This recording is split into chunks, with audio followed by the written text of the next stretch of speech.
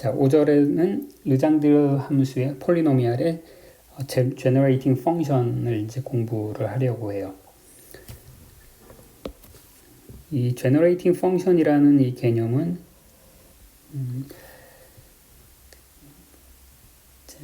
우리가 수열 같은 걸 다룰 때 굉장히 중요한 그런 수학적인 테크닉에 해당되는데요.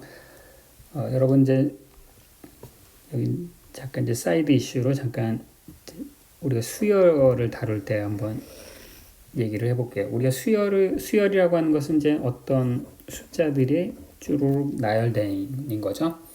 우리가 이 수열에 대해서 안다라고 하는 건 뭐냐면 그냥 저것의 일반항을 알아도 되죠. 그렇죠? 일반항을 다 안다. 그럼 우리가 그 수열을 다 아는 거죠. A1은 얼마고 A2는 얼마고 A3은 얼마고 다 알아. 그럼 우리가 그 수열을 다 아는 거죠. 이제 또 다른 방법은 점화식을 통해서 아는 거죠.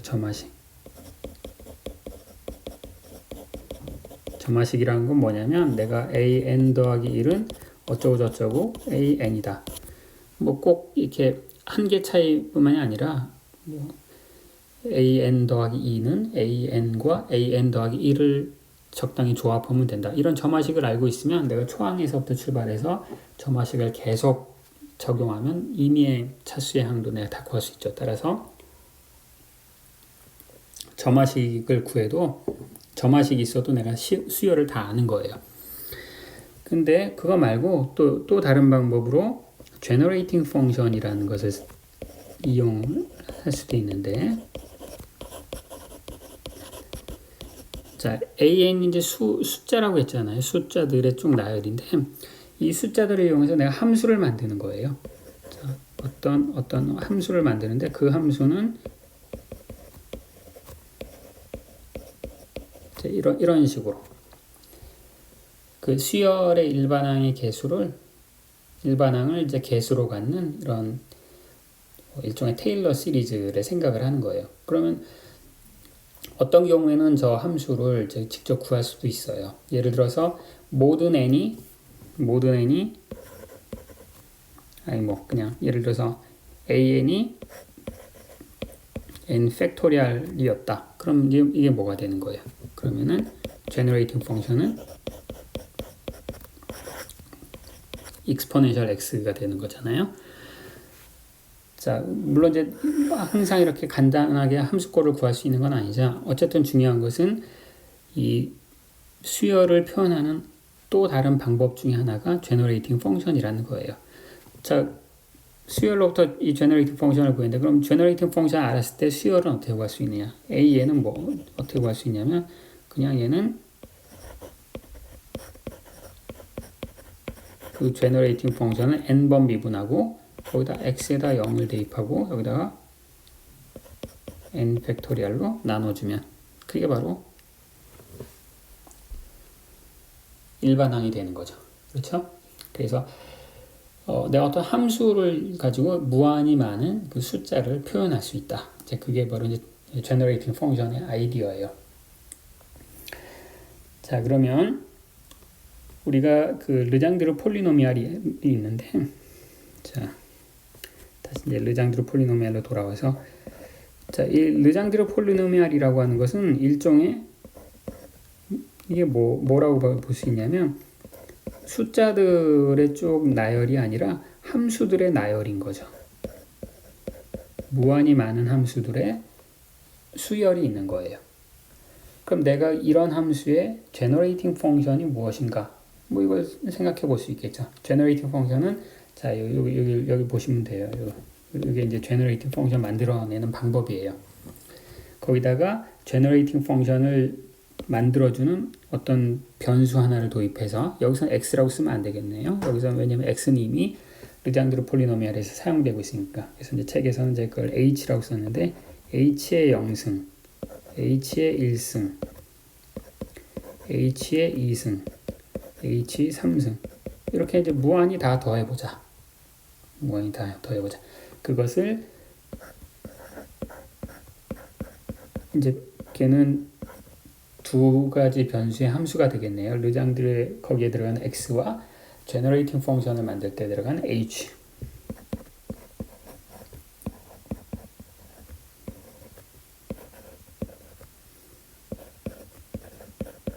이것을 르장드르 펑션의 generating function이라고 불러요. 자, 그러면 이 덧셈을 다 할 줄 알면 그럼 내가 르장드르 폴리노미알을 통째로 내가 다 알고 있는 셈이 되는 거죠. 그렇죠? 그래서 이제 제가 이제 수업 시간에 유도하지는 않을 거고 이것은 굉장히 이제 non trivial한 작업이 되겠어요. 어렵다 이거예요. 그러니까 뻔하게 이렇게 적을 수 있는 게 아니라 복잡한 그런 과정을 거쳐서 이제 얻는데 그걸 유도하지는 않겠어요, 수업 시간에. 자, 얘는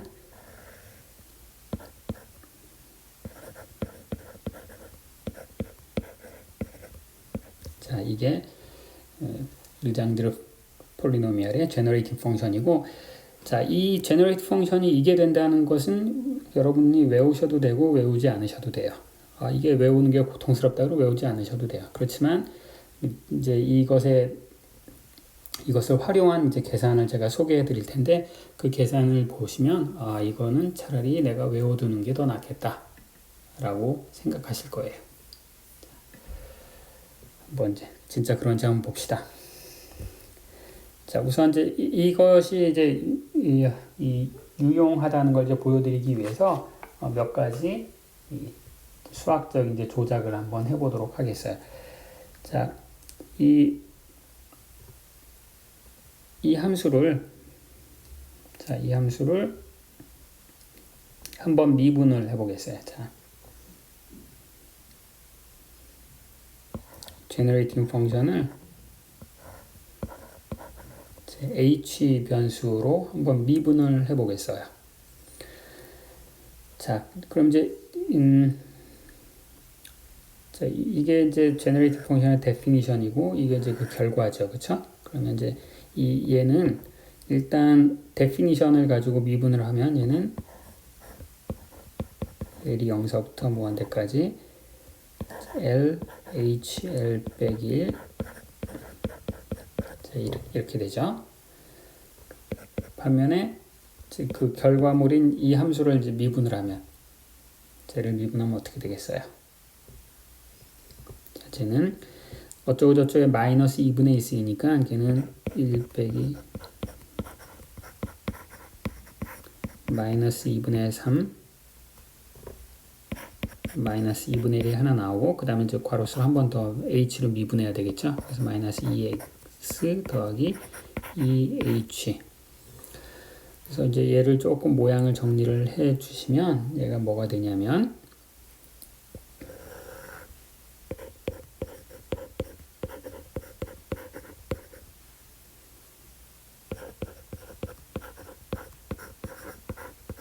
자, 이렇게 되죠.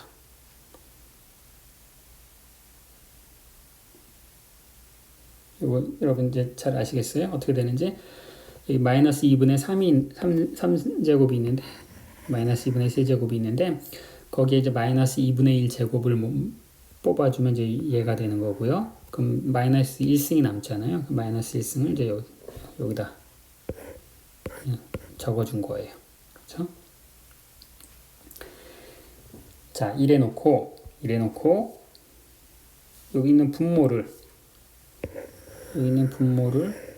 이쪽으로 이항을 해요. 이항해놓고 양변에 h의 몇 승 얘네들이 다 똑같다 라는 것을 이제 쓰면 그러면 우리가 르장드르 폴리노미알이 만족하는 항등식을 유도할 수가 있겠죠. 그래서 이제 그 항등식을 유도하면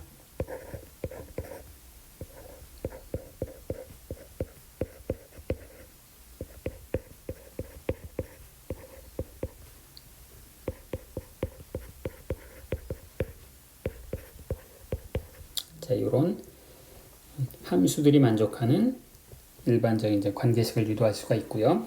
또 마찬가지로 이런 작용을 적용을 하면 그러면 이제 이건 이제 결과만 쓸게요.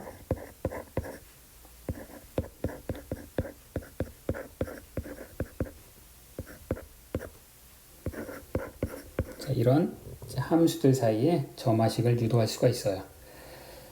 그래서 이제 뭐라고 해야 되나? 아무튼 뭐 이런 점화식들이 있다. 그러니까 이제 여러분들이 이제 얘네들이 이제 르장드르 폴리노미얼을 이용한 적분이나 이제 미분 계산할 때 이제 유용하게 사용이 되는데, 그리고 실제로 이제 여러분들이 양자역학에서도 이걸 뭐 웨이브 펑션을 잘 다룰 때 이게 이제 유용하게 사용되기도 해요. 그러니까 이제 여러분들이 이 책에 있는 5.8식에 나오는 그런 이 다양한 이 점화식들, 지금 제가 이제 2개를 소개시켜 드렸는데 책에 보면은 6가지가 나와요. 그 6가지를 한번 천천히 한번 보시고, 저런 게 있다. 그런 걸, 이제 그거 사용하게 될 일이 있으면, 책을 어디서 찾아보면 된다. 그걸 이제 기억을 해주시면 그럼 되겠어요. 자, 이제 이 점화식 혹은 이제 이 르장드르 폴리노미알을 이 전자기 문제에서 응용하는 이제 그 연습 문제를 소개하도록 하겠어요.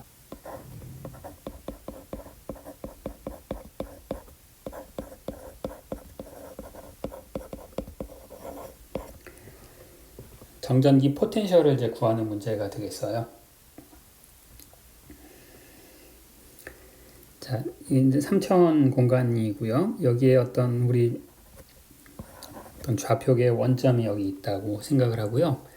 그 다음에 여기에서 R만큼 떨어진 어떤 지점에 전하량이 Q인 그런 점 전하가 있다고 생각합시다. 자, 그럴 때 내가 관심 있는 것은 이 원점에서부터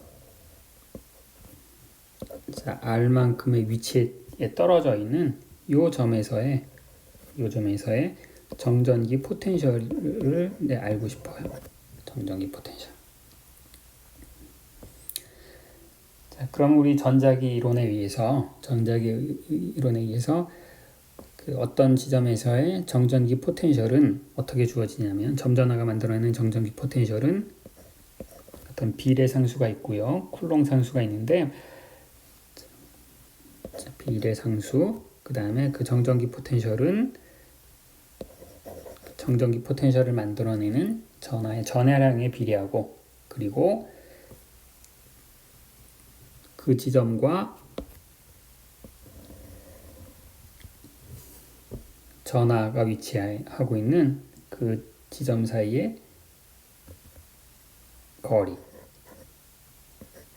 내가 요 벡터가 전하를 기준으로 관찰하는 그 지점의 위치 벡터가 해당되죠. 그래서 이게 우리 전자기에서 사용하는 쿨롬 포텐셜이죠. 그렇죠? 자, 그러면 여러분 이제 전자기 시간에 내가 왜 원점을 이상한 데다 잡지? 그냥 원점을 전하가 있는 그 지점에 잡으면 훨씬 더 간단해질 텐데, 물론 그래요. 그렇지만 이제 우리가 이 상황을 좀 더 여러 개의 전하가 존재하는 그런 경우로 이제 확장을 할 거기 때문에, 전하가 여러 개가 있으면 원점을 모든 전하의 위치에 놓을 수가 없잖아요. 그렇죠? 지금 현재는 좀 복잡하지만 이제 이 상황에서 한번 해봅시다. 자, 그럼 이제 D라고 하는 벡터는 R 벡터 빼기 스몰 r 벡터고, 그럼 따라서 이 D라는 벡터의 크기의 절대값은 어떻게 돼요? 절대값은 벡터 크기의 절대값의 제곱은 자기 자신을 내적하는 거죠. 그럼 이걸 우리 전개를 하면, 그러면 R 제곱. 자, 벡터 기호가 없는 것은 그냥 그 벡터의 크기라고 합시다. 그럼 마이너스 2배의 R 더하기 R 제곱 이렇게 되겠죠. 그러면 여기 보시면 이제 그 두 벡터 사이에 내적이 나오는데, 그 두 벡터의 사이의 내적은 여기 이제 요 사이각을 내가 세타라고 표시하면, 그러면 얘는 R 제곱 빼기 2R 스몰 r 코사인 세타 더하기 R 제곱이 되겠죠. 그래서 이제 이 거리에 대한 공식을 정전기 포텐셜에 이제 대입을 하면, 자, 이제 여러분 눈치가 좀 빠르신 분은 뭔가 내가 알고 있는 것과 비슷한 모양으로 식이 전개가 되는구나. 그걸 이제 벌써 이제 눈치채실 수 있을 거예요. 자, 이렇게 됐어요. 자, 이때 내가 이제 이 R 값이 그냥 이거 D 이거보다 크다고 생각합시다. 대문자리 소문자리보다 커요. 자, 그러면 이제 내가 얘를 R분의 K, Q 이제 여기 뭐가 되겠어요? 이거 1 빼기 여기에 R분의 R 더하기 R분의 R 제곱이 있고 제가 여기 약간 칸을 띄워둔 이곳에 들어가는 게 뭐가 되겠어요? 2배의 코사인 세타가 되죠. 그렇죠? 자, 근데 이 모양이 뭐냐면 바로 르장드르 폴리노미알의 제너레이팅 펑션의 모양이네요. 그렇죠? 그래서 얘가 뭐냐면 R분의 KQ에 이 뒤에 있는 파트 여기 한번 더 적을까요? 르장드르 폴리노미알의 제너레이팅 펑션이 얘는 이제 L이 0서부터 무한대까지 H의 L승 PLX인데 얘가 뭐였냐면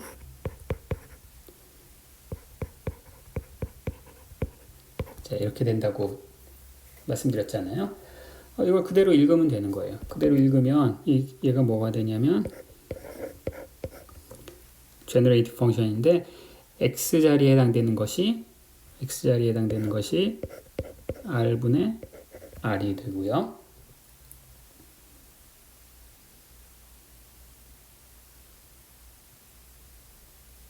아니죠. h에 해당되는 게 자, 그 x에 해당되는 게 코사인 세타가 되고 그 다음에 h에 해당되는 것이 r분의 r이 되는 거죠. 그렇죠? 그럼 얘는 이제 제너레이티브 펑션의 데피니션에 따라서 얘는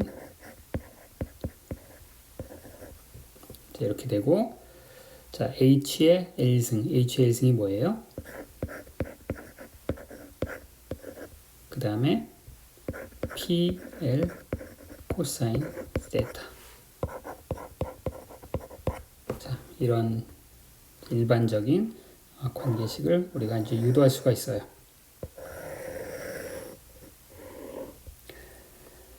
그리고 이 관계식을 뭔가 이제 이 정전기 포텐셜을 거리에 비해 어떤 시리즈로 이제 전개를 했죠. 이제 이것을 뭐라고 부르냐면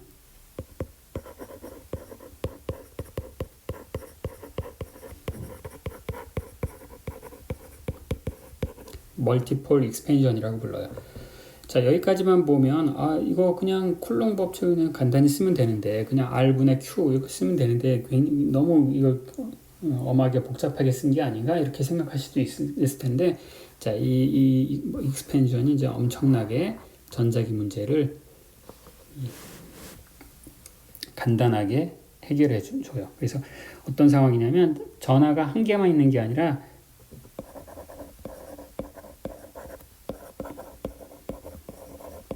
전하가 이제 여러 개 있는 상황을 한번 고려해 보겠어요. 자, 여기 원점이 있고 아까 전하 여기 하나만 그렸잖아요. 근데 전하가 이제 여러 개 있어요. 그래서 이제 이게 아까 소문자 R이라고 썼는데 이게 I번째. 그래서 이게 첫 번째, 두 번째, 세 번째 해서 여기가 이제 I번째 전하고 여기 N번째 전하 있다고 칩시다. 그럼 얘가 쭉 여기까지 와서 내가 이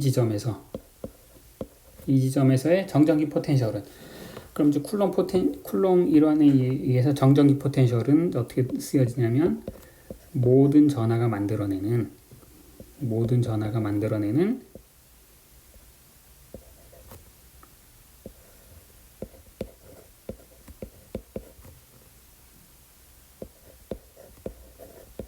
정전기 포텐셜의 합이잖아요. 그렇죠? 근데 이 각각의 전하들이 만들어내는 정전기 포텐셜을 내가 좀 전에 보여드렸던 르장드르 폴리노미얼을 이용한 멀티플 익스펜전을 하면 얘는 L이 0서부터 무한대까지 어떻게 쓸 수 있냐면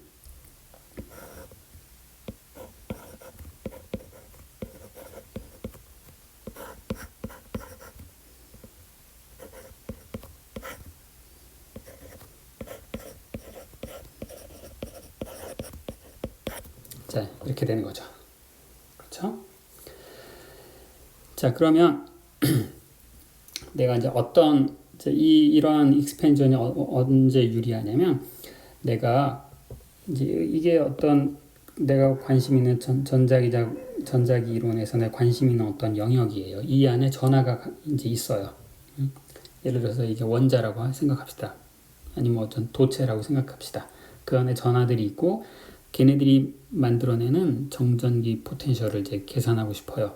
그러면 우리가 관찰하는 이 관찰자의 위치가 이 물체로부터 굉장히 멀리 떨어져 있겠죠. 그렇죠? 그래서 이제 이것은 그 대문자리, 소문자리보다 크기만 하면 성립하는 건데, 이제 그래서 극한을 생각해 볼까? 어떤 극한을 생각할 거냐면, 이 거리가 이거보다 매우 커서 이게 아주 충분히 작다. 모든 전하에 대해서. 그러면 어떻게 되겠어요? 그러면, 여기 보니까 내가 굉장히 작다고 한 그 파라미터가 여기 보면 익스펜전 파라미터네요. 그렇죠? 전개의 L승이 되어 있으니까 그럼 얘는 결국 L이 작은 애들만 살아남고 L이 큰 애들은 점점 줄어들겠죠. 그렇죠? 크기가 굉장히 급격하게. 그래서 내가 이것을 썸메이션 순서를 바꿔서 L로 정리를 한번 해볼게요. L의 입장에서 그럼 이제 L 이렇게 되고요.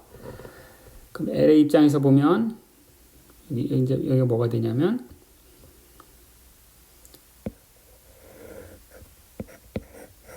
여기 이제 i는 1서부터 n까지 누구를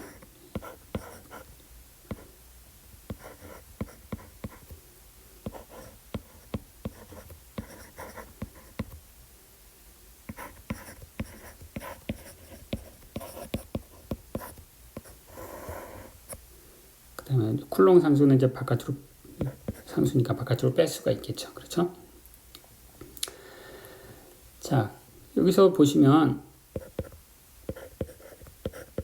자, R이라고 대문자 R은 이제 관찰자의 정보죠. 그 관찰자의 정보는 이제 그 소문자 I 썸메이션 할 때 아무 상관없으니까 내가 바깥으로 빼고 괄호를 이렇게 옮겼어요. 그럼 이제 여기 속에 남는 게 뭐가 있어요? QI, RI, L제곱, 르장드르 폴리노미얼, 그 전하의 사이각의 르장드르 폴리노미얼 이렇게 되죠. 자, 그럼 여기를 보세요. 여기를 보면 얘는 관찰자랑 아무 상관없죠. 모든 것이 I에 대한 썸메이션이고 여기 이제 전하 분포의 특성이에요. 그래서 얘는